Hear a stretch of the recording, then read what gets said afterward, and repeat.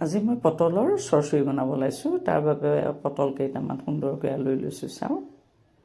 তাৰপিছতে কেইটামান সৰিয়হ লৈছোঁ। সৰিয়হকেইটা পেষ্ট কৰি ল'ম। পেষ্ট কৰাৰ আগতে ইয়াতে অকণমান নিমখ দিছোঁ, ইয়াৰ টিটিকিটো নাইকিয়া হ'বৰ কাৰণে সৰিয়হৰ। আৰু সৰিয়হ সদায় এক্সট্ৰাকৈ পিচিব লাগে, তেতিয়াহে ভালকৈ পেষ্ট হয়, নহ'লে গোটা গুটি ৰৈ গুচি যায়। সেইকাৰণে মই এইখিনি সুকীয়াকৈ মিক্সিত পেষ্ট কৰি ল'ম। তাৰপিছতে এই গ্ৰাইণ্ডাৰ মেচিনৰ বাতিটো পাতি দিলোঁ। পাতি ইয়াতে মই কাটি থোৱা পিঁয়াজ দুটা পেলাই দিলোঁ, যিহেতু এইখিনি লাগিব। তাৰপিছতে পিঁয়াজৰ লগতে কেঁচা জলকীয়া কেইটামান দিলোঁ। তাৰপিছতে নহৰু কেইফুলামান গুচাই থৈছিলোঁ, সেইখিনিও দি দিলোঁ।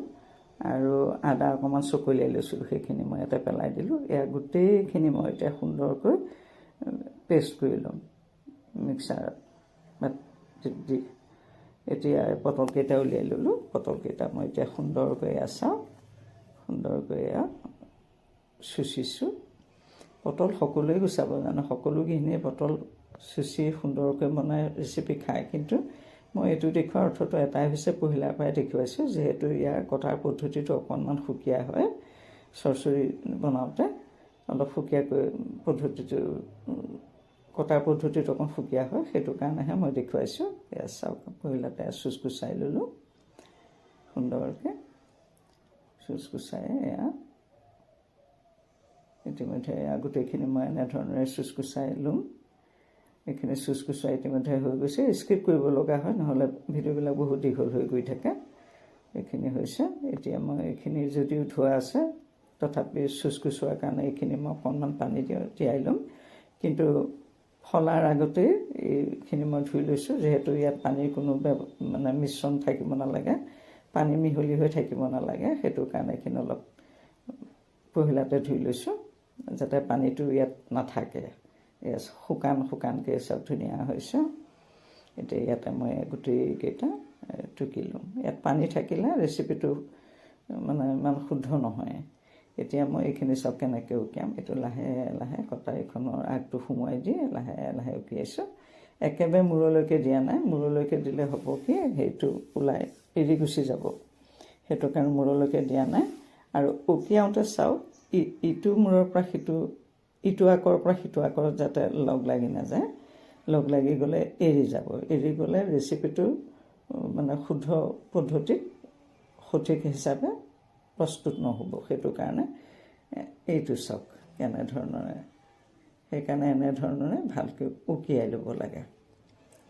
এই উকিয়াই লোৱাৰ অৰ্থটো হৈছে, ইয়াত যাতে নিমখ হালধিটো সুন্দৰকৈ, তেল মছলা সকলোবিলাক সুন্দৰকৈ সোমাই যায়। সোমাই গ'লে খাবলৈ ৰেচিপিটো অতি সোৱাদযুক্ত হয়। এই আটাইখিনি মই এনেকৈ উকিয়াই ল'ম। এয়া চাওক, একেই পদ্ধতিৰে মই গোটেইকেইটা উকিয়াই লৈছোঁ। এইখিনি ইতিমধ্যে উকিওৱা হৈ গৈছে। এয়া চাওক, একদম উকিয়াওতে এটাই সাৱধান, যাতে ইডাল আকৰ পৰা সিডাল আকৰ লগ লাগি নাযায়। লগ লাগি গ'লে সেই পাৰ্টটো এৰি পেলাই গুচি যাব। এইখিনি হৈ গৈছে গুচোৱা, উকিওৱা হৈ গৈছে। এতিয়া এইখিনি নি পেলাই এটা কাম কৰিব লাগিব।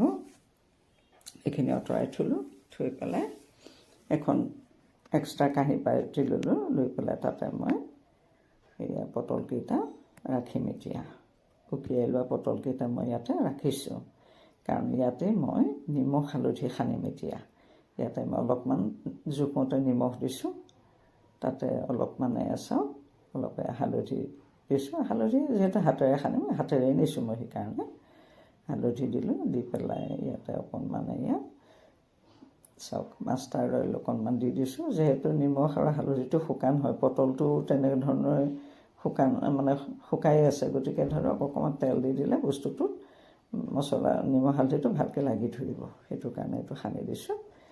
এইটো চাওক, এয়া দিছোঁ। দি পেলাই এতিয়া এইখিনি সুন্দৰকৈ উকিয়াই লোৱাৰ কাৰণে নিমখ হালধিখিনি সুন্দৰকৈ সোমায়। ইতিমধ্যে সেইখিনি সনা হৈ গ'ল। মই গেছটো জ্বলাই কেৰাহীটো পাতি তাতে মাষ্টাৰ্ড অইল অলপ দি দিছোঁ আৰু তেলখিনি গৰম হ'বলৈ দিছোঁ। আৰু তেলখিনি গৰম হোৱাৰ লগে লগে ৰেডি কৰি থোৱা পটলখিনি মই ইয়াতে ঢালি দিছোঁ। বৰ্তমান গেছটো মই মিডিয়াম ফ্লেমত ৰাখিছোঁ। এয়া চাওক, গেছটো কেতিয়া হাই ফ্লেমলৈ নিনিব। হাই ফ্লেমলৈ নিলে বাহিৰটো পুৰা যাব, ভিতৰটো নিসিজিব। এতিয়া মিডিয়াম ফ্লেমতে মই বৰ্তমান ৰাখিছোঁ, ৰাখি আছে অকণমান সিজি গৈ আছে। এয়া একদম ধুনীয়া কালাৰটো, নিমখ হালধিটো তাৰমানে ভিতৰলৈ সোমাবলৈ আৰম্ভ কৰিছে আৰু, নহয় জানো। অলপ সময় যিমানে হৈ যাব তিমানে আগবোৰ ওলাই যাব আৰু নিমখ হালধিটো বেছি ধুনীয়াকৈ সোমাব। এতিয়া মই সাফনি এখনেৰে ঢাকি দিছোঁ আৰু গেছটো ল' ফ্লেমত দিছোঁ। তেনেকৈ 5 মিনিট ৰাখিলোঁ। 5 মিনিটৰ পিছত এইটো চাওকচোন, এয়া চাওক সুন্দৰকৈ সিজিছে আৰু একদম দেখাতে ধুনীয়া হৈছে। আৰু এনেকৈ অকণমান টুকুৰিয়াই চালে গম পোৱা যায়, অকণমান পৰ লাগে আৰু অকণমান পৰ লাগে, ভিতৰটো অকণমান টান হৈ আছে, তাৰমানে অখণ্ড পৰ আৰু লাগে। এনেধৰণৰ মই আৰু অকণমান পৰ লৰাই বগৰাই ভাজিম। এইটো ভাজোঁতে অখণ্ড সময় লাগে। আৰু এই ৰেচিপিটো যিসকলে পটল নাখায় বিশেষকৈ সেইসকলৰ কাৰণেহে বনাইছোঁ, কাৰণ এনেকৈ পটল বনালে পটল নোখোৱা সকলেও পটল খাবই আৰু এবাৰ খোৱাৰ পিছত বাৰে বাৰে খাবলৈ বিচাৰিব। এয়া চাওক।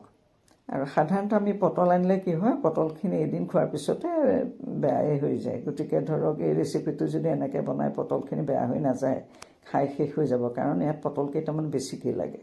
এয়া চাওক হ'ল, এইখিনি মই কাটি ৰাখিলোঁ, এইটো কাটি ৰাখিলোঁ। এয়া চাওক। এতিয়া অভাৰ তেলখিনি, যিখিনি অলপ তেল বেছি হৈ আছে সেইখিনি মই কাটি ৰাখিছোঁ, কাৰণ এইখিনি তেলৰ দৰকাৰ হ'ব, সেইকাৰণে মই আঁতৰাই বৰ্তমান ৰাখিছোঁ।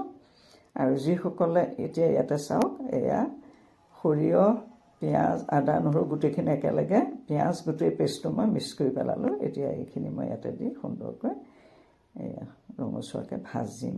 এয়া চাওক। আৰু যিসকলে তেল অলপ বেছিকৈ খায় সেইসকলৰ কাৰণে তেল অলপ সৰহকৈও দিব পাৰে। মই যিহেতু সকলোৱে খাব পৰাকৈ তেলটো অলপ জোখত দিওঁ, অতি বেছিকৈ নিদিওঁ, গতিকে মই তেলটো অলপ কমাই দিয়ে বনাইছোঁ। এইটো চাওক। ইয়াতে মই মছলাখিনি জোখাৰে অকণমান নিমখ দিছোঁ। পটলত যিহেতু নিমখ দিয়া আছে, গতিকে মছলাৰ জোখাৰেহে মই নিমখটো দিছোঁ কমকৈ। তাতে অকণমান হালধিও দিছোঁ মছলাখিনি জোখাৰে দি। এইখিনি মই সুন্দৰকৈতো ভাজিয়ে থাকিম, এটা পাতে লৰাই থাকিব লাগিব মাজে মাজে, যাতে ততত লাগি নাযায়। ইয়াতে অকণমান মই এয়া চিলি পাউডাৰ দি দিছোঁ। চিলি পাউডাৰ দি দিলে অকণমান জালো হ'ব, সামান্য জ্বলা লাগিব আৰু কালাৰটো ধুনীয়া হ'ব। বস্তু খাবৰ আগতে বস্তুটো দেখা যায়, নহয় জানো। গতিকে বস্তুটো দেখোঁতে তাৰ এট্ৰেকশ্যনটো হ'ব লাগিব, তাৰ বস্তুটো সুন্দৰ হ'ব লাগিব, তেতিয়াহে মানুহক খাবলৈ মন যাব। আৰু খোৱাৰ লগে লগেহে গম পাব যে তাৰ টেষ্টটো কেনেকুৱা হয়। গতিকে দুয়োটাই সমানে ভাল হ'ব লাগিব, নহয় জানো। গতিকে অকণমান চিলি পাউডাৰ দিও এইখিনি মই লৰাই আছোঁ। এইখিনি কেঁচা গোন্ধটো যোৱালৈকে, মানে কেৰাহীত লাগি নোযোৱালৈকে চাওক। এনেকৈয়ে মই এইখিনি ভাজি আছোঁ, কম জুইত দিয়ে এইখিনি ক্ৰমান্বয়ে ভাজি আছোঁ। ৰেচিপিটো বনাওঁতে অকণমান সময় লাগে যদিও ইয়াৰ ইমান সুস্বাদু হয়। এইখিনি চাওক, ইয়াতে মই ঢালি দিলোঁ।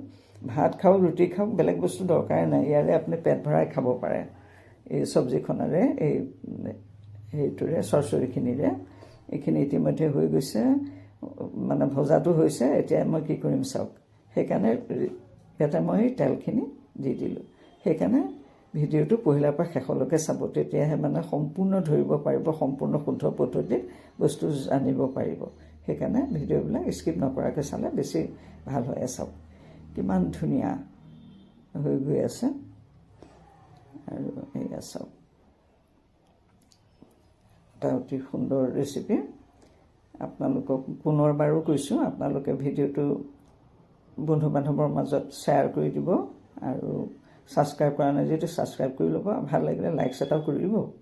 এয়া চাওক, এয়া সুন্দৰকৈ এয়া ইতিমধ্যে ৰেচিপিটো প্ৰস্তুত হৈ গ'ল। এটা অতি সুন্দৰ ৰেচিপি। গতিকে সুন্দৰ ৰেচিপিটো আপোনালোকে সুন্দৰকৈ বনাই খাব। আৰু এটা নতুন ৰেচিপি লৈ অহালৈকে আপোনালোক সুস্থ হৈ থাকক, সুখেৰে থাকক, শান্তিৰে থাকক। আজিলৈ ইমানতে সামৰিলোঁ। ধন্যবাদ।